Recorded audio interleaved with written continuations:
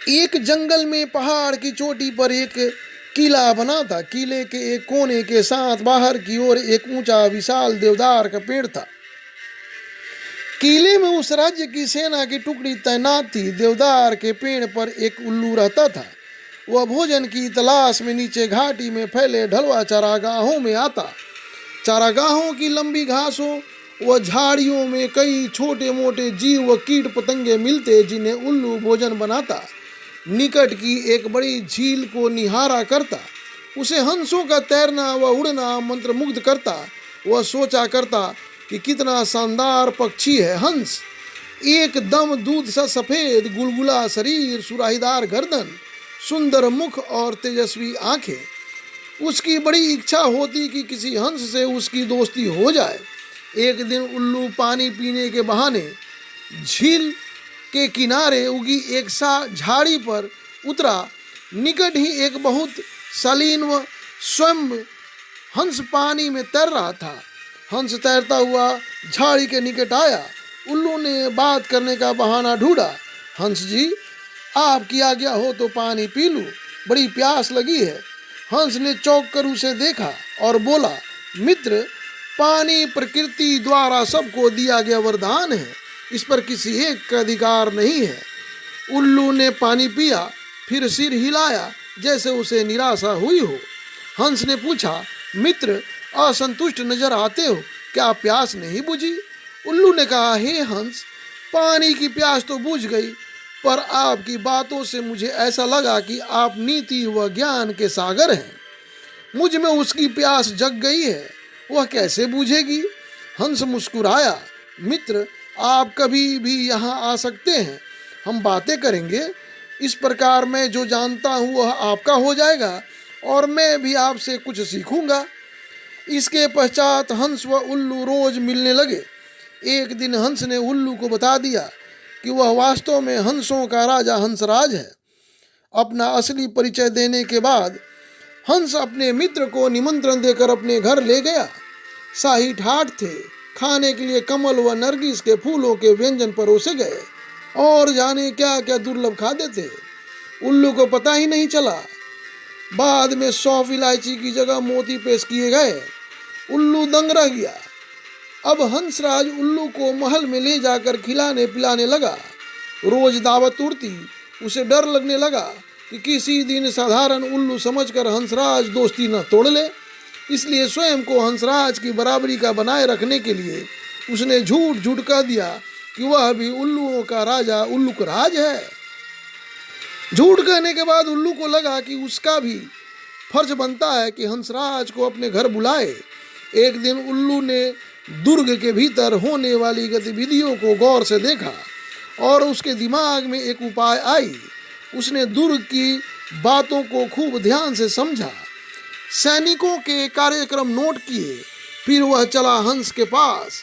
जब वह झील पर पहुंचा तब हंसराज कुछ हंसनियों के साथ जल में तैर रहा था। उल्लू को देखते ही हंस बोला, मित्र, आप इस समय? उल्लू ने उत्तर दिया, हाँ मित्र, मैं आपको आज अपना घर दिखाने व अपना मेहमान बनाने के लिए ले जाने आया हूँ। मैं कई बार आपका मेहमान बना हूँ, मुझे भी सेवा का मौका दो। हंस ने टालना चाहा, मित्र, इतनी जल्दी क्या है, फिर कभी चलेंगे। उल्लू ने कहा, आज तो आपको लिए बिना नहीं जाऊंगा। हंसराज को उल्लू के साथ जाना ही पड़ा। पहाड़ की चोटी पर बने किले की ओर इशारा कर उल्लू उड़ते उड़ते बोला, वह मेरा किला है। हंस बड़ा प्रभावित हुआ। वे दोनों जब उल्लू के आवास वाले पेड़ पर उतरे तो किले के सैनिकों की परेड शुरू होने वाली थी। दो सैनिक बुर्ज पर बिगुल बजाने लगे। उल्लू दुर्ग के सैनिकों के रोज के कार्यक्रम को याद कर चुका था, इसलिए ठीक समय पर हंसराज को ले आया था। उल्लू बोला, देखो मित्र, आपके स्वागत में मेरे सैनिक बिगुल बजा रहे हैं। उसके बाद मेरी सेना परेड और सलामी देकर आपको सम्मानित करेगी। नित्य की तरह परेड हुई और झंडे को सलामी दी गई। हंस समझा सचमुच उसी के लिए यह सब हो रहा है। अतः हंस ने गदगद होकर बोला, धन्य हो मित्र, आप तो एक शूरवीर राजा की भांति ही राज कर रहे हो। उल्लू ने हंसराज पर रौब डाला। मैंने अपने सैनिकों को आदेश दिया है कि जब तक मेरे परम मित्र राजा हंसराज मेरे अतिथि हैं तब तक इसी प्रकार रोज बिगुल बजे वह सैनिकों की परेड निकले। उल्लू को पता था कि सैनिकों का यह रोज का काम है, दैनिक नियम है। हंस को उल्लू ने फल, अखरोट व बनफसा के फूल खिलाए। उनको यह पहले ही जमा कर चुका था। भोजन का महत्व नहीं रह गया। सैनिकों की परेड का जादू अपना काम कर चुका था। हंसराज के दिल में उल्लू मित्र के लिए बहुत सम्मान पैदा हो चुका था। उधर सैनिक टुकड़ी को वहां से कूच करने के आदेश मिल चुके थे।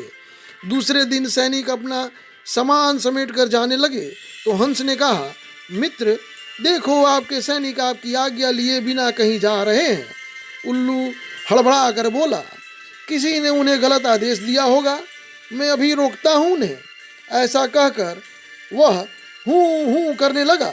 सैनिकों ने उल्लू का हुआना सुना। वह अपशगुन समझकर जाना स्थगित कर दिया। दूसरे दिन फिर वही हुआ। सैनिक जाने लगे तो उल्लू घुघुआया। सैनिकों के नायक ने क्रोधित होकर सैनिकों को मनहूस उल्लू को तीर मारने का आदेश दिया। एक सैनिक ने तीर छोड़ा। तीर उल्लू के बगल में बैठे हंस को लगा। वह तीर खाकर नीचे गिरा। वह फड़फड़ा कर मर गया।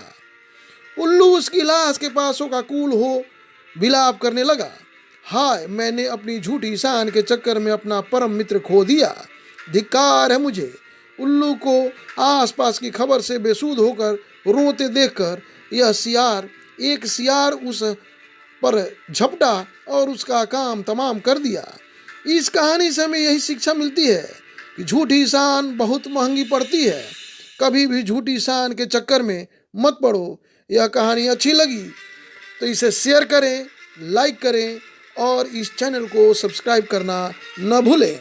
धन्यवाद।